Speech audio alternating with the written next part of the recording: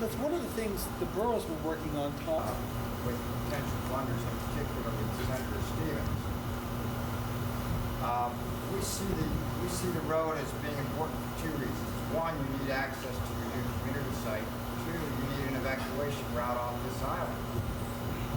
Actually, we should change those around. We should say, number one, you need an evacuation site off this island. Number two, you need an access to your new site. Now, the question is, which direction? We can't go very far in our discussions. That's why it's critical to work through this process that John has talked. To get money for a road, we want to be able to move forward quickly. We don't want to waste any time. So I'm anxious to see the community get all the information about all the potential sites and to make a good decision about a site so that once we have everyone's attention about needing the initial money for the money from the borough, that could be used for any activity that specifically addresses damage or... Just to follow up on Austin's question and concern. Some of us now know that it's costing $1 million per mile to build a road anywhere in the state of Alaska. And that would apply to this evacuation road to the east side or any other side. And then that also apply to a final site that the community chooses based upon studies that are completed from all sides. So those are some of the things that we're going to have to begin to take into consideration, thinking about real hard, because that $1 million per mile cost to build a road, we need to think about it. Because if we go anywhere from a mile to 5 miles from the existing land that we sit on, 5 miles, 5 minutes just for the road being solved. And anytime you build a road,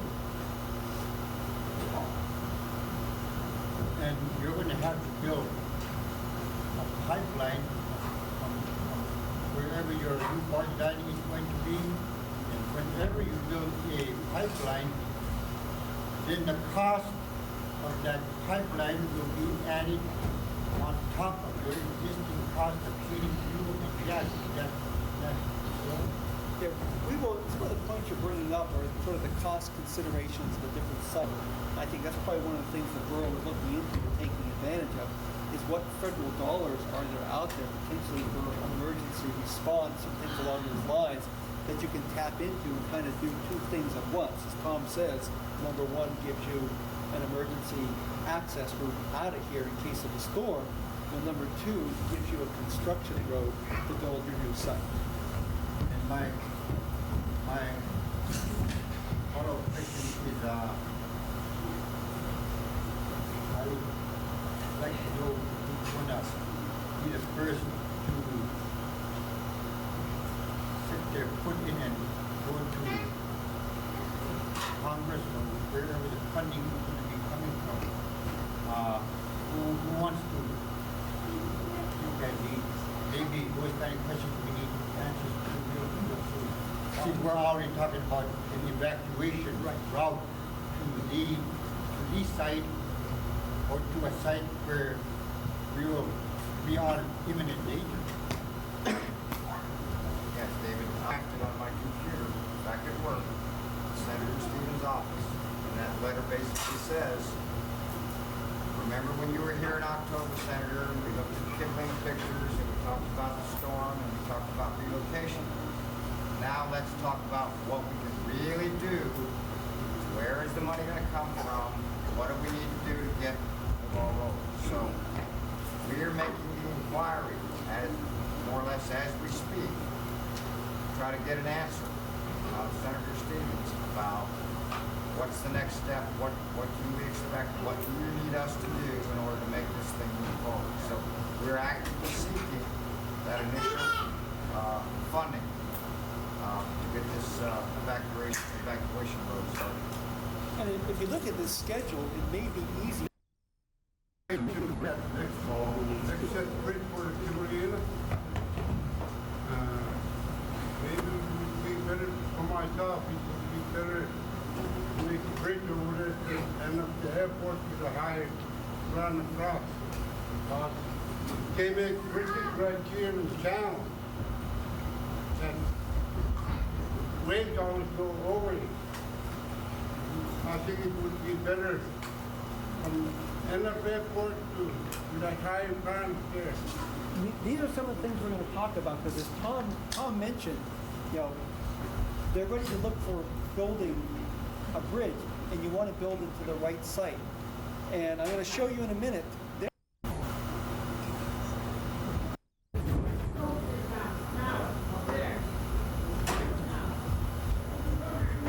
General description of this site, from there. We're not talking about direct beach access. We're talking about going up to the higher points, approximately, if I had to guess. And so we don't have direct access down low, but eventually this site would require some type of access. When you access the bluff, do you come up? Do you come up and around? Is it all jet boat during certain seasons? Okay, and even and we had problems getting to it, you know, and with the jet boat, are there certain times of the year where it still doesn't work? Yeah. Okay. Because wind direction, if it with the mountain behind it, sometimes you'll get eddies, which will screw up that approach on an airplane. I don't know if that makes any difference because I'm wanting to go from the north and going to the north. You just pretty much constantly right into it. I think there's a difference between here and that side. We had a camp at the end of the lagoon. Man, my antennas cannot stay on that rig. Same kind I used down here. That's why I say it's a little bit windier Then down here, because it just starts going up that hill, concentrates and goes right through. Is it any colder up there than here? What's that? Colder? No. Temperature. Yeah. That river provides access. And then once we've done the first phase of the dredging, and then from there, who's gonna come up with the maintenance cost? Aren't we gonna have to dredge it year after year? I'm assuming. Yeah, that we will have to, and who's gonna have to put the billing for dredging it year after year after the initial? I imagine if because of how this river is laid out, it undercuts new roads and lays down. If you dredge it once, it will eventually fill up again. No. And so the second cost of dredging is typically borne by the community, unless you have some type of arrangement with an agency beforehand. And I've never seen. Pick up our snow, go down the ice, and every time we come home, and we probably had to build something to lock up our snow goes on the beach because of vandalism. And if we go home, we'd have to put them where we store them on the beach, put everything in our trucks and in our trailers, and drive them back on the road to the site. That's going to be the most expensive place springtime. A lot of people always buy gas for their kids so they can. Relocation become a reality.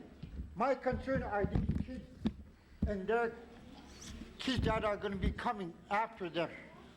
They deserve better. They need to have better living conditions. It don't matter now to me where we move. As long as we move to a location where our kids can have better access and have the same accommodations that the big cities have. They deserve it. They need it now. David, your feeling is very heartfelt. Cost will be something that has to be looked at. It's just the reality. I don't want to be sounding like I'm animated, but I'm just like the rest of the community members. Me being on the relocation committee, some days I get frustrated. I get tired of waiting and ask myself, why am I doing this? I should just quit, but I am not. I'm going to do it as long as I'm living here, and I hope it becomes a reality in my time. And I'm going to see that it becomes a reality every which way I can. I just have a comment, not a question. Okay. Oh, and a question, I'm sorry. Yeah, whatever you want. After this past experience, this last, when was it, October, we have this. That's all this report. Okay, that's what I was gonna comment on, because I flew up the next day after the flooding, and that site was. And taking all that into consideration, what David mentioned and what she mentioned for King of Europe, if we, October 18, when that flood happened, as it is coming into Kivalina, and if it's something similar to, if King of Europe is something similar to the site we're living in now, what's that site gonna be in 20 years? The erosion? Good estimate on the timeline of erosion on the coast. I don't know if the court ever will. Wandered all around the country all of my life. And I would suggest one traditional place that never changed is located on the edge of that big lake across there. On the edge of that big lake, I wandered around the country and I started finding fossils, elephants. I get acquainted to find things out there because there is some bedrock. Bedrock about half-inch or more thick. All white clay. And those fossils, elephant tusks never sink from there. It's over there above that over there in two parts. The big lake, and there's a nice hill up there. That's not the On lagoon. the edge of the lake, It's the lake itself. yeah. Well, it's all being shaped with a nice hill across towards Kivalina. And every time the lake washed up on flooding a little bit, wash it out a little bit, I have to check some more and find fossils because there's a big one. There's a nice hill on the corner of that lake. That's the most traditional place, historical site that I have discovered. We have bedrock. All the fossils of elephant tusks never moved, just stopped there. And I collected them.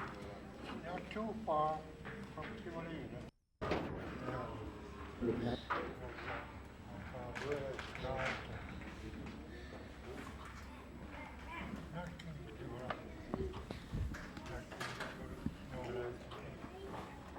Further past there. Yeah. But that space, I've encountered traditional land where stuff wouldn't sink through, just laying on top of it. Like rock.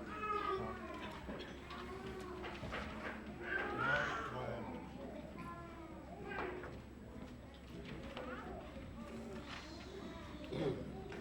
Any other I've sites? never mentioned it since they started. What they could do is a land swap. They will not buy any lands that these sites that have been selected on. They will not buy, the federal government will not buy the land from these people. What they could do is a land swap. And he said, no, let's not deal with this because there's, in this area, there's, if you look on the map, there's a map over there of where allotments are. On the right side is Caleb Adams' allotment, and about halfway through the left side over here is Ilukpuk, Lauren Sage's land. So in order for this site to be picked by the community, those families are going to have to say yes to giving up those lands. And I don't know if they would be able to. And that's a question that has to be done by either the city or the IRA and those families. We as a relocation committee cannot do that. So if you have any more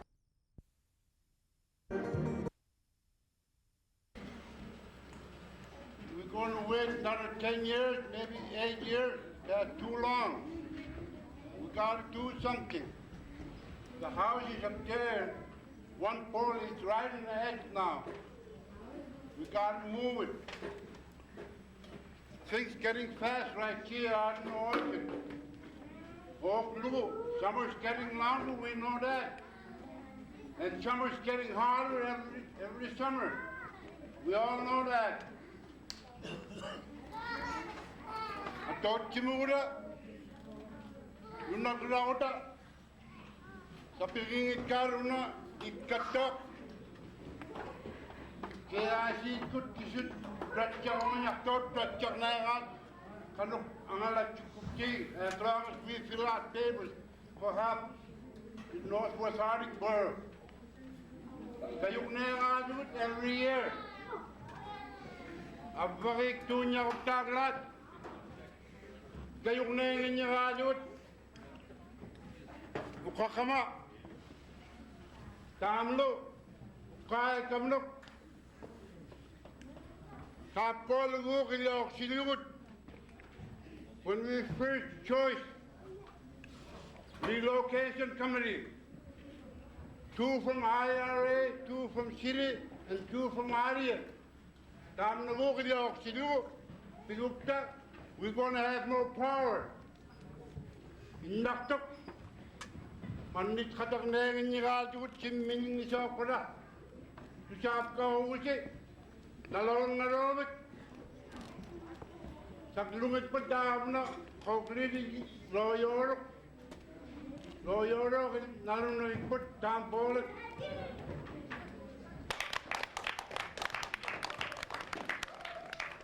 Hey, Isaiah, good job.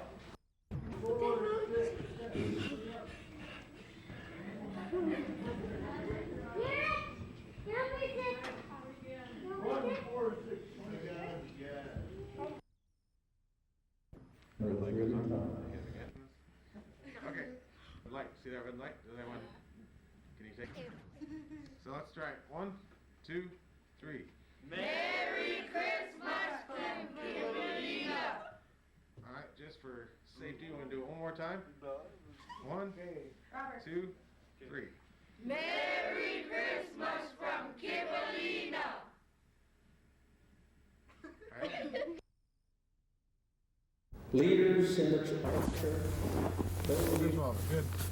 Let me just have you test that microphone, and just to do that, just go ahead and say your name and spell it for me. It's on now? Yep. Yeah, it sounds It like is on. Yep. Yeah, go ahead and just say your name out loud and spell it for me. That's why I want to make sure I get your name spelled correctly.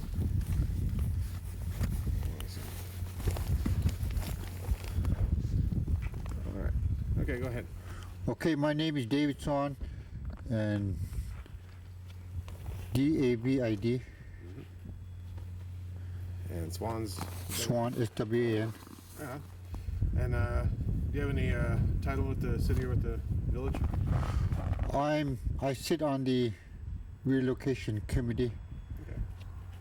I'm the vice chair. Right on. Very good. And it sounds like.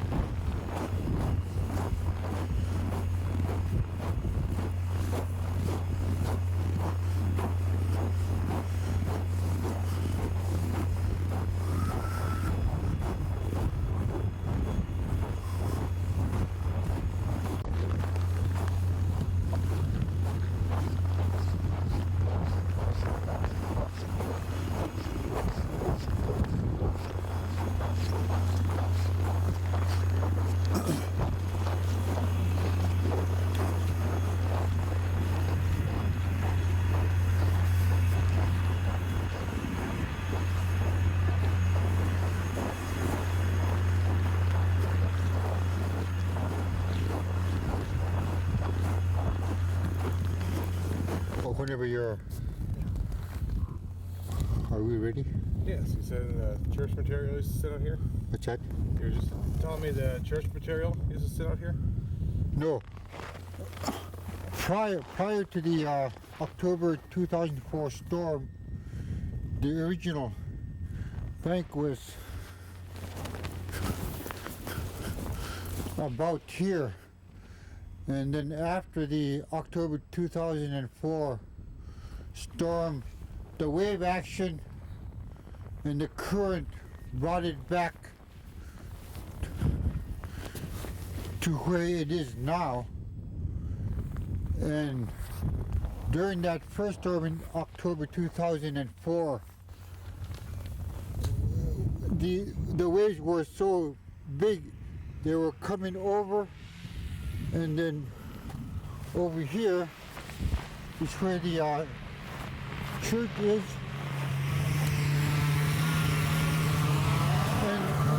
And the waves were coming over and created like a creek where it was going into the main road over here, and another site further down to the point where we had to set up three pumps pumping within that within more than a 24-hour period. If we didn't have those pumps running, then it was going to create water in the road where it would make it hard for four-wheelers and people to be walking through that middle road. That's how big the waves were when they were coming over. And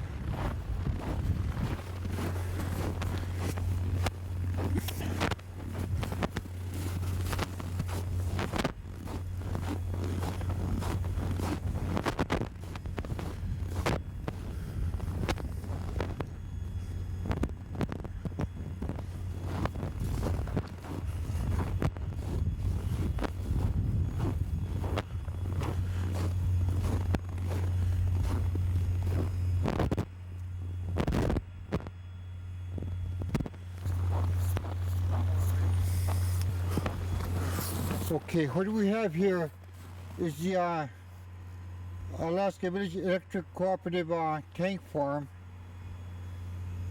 I think what we're beginning to fear now, these tank farms are probably a storm or two away from being washed away. if we have another storm like we did in October 2004, and if that happens, then it's not going to be good for the community, because without electricity, then we're going to begin to look at a problem that we're going to have to work on real quick.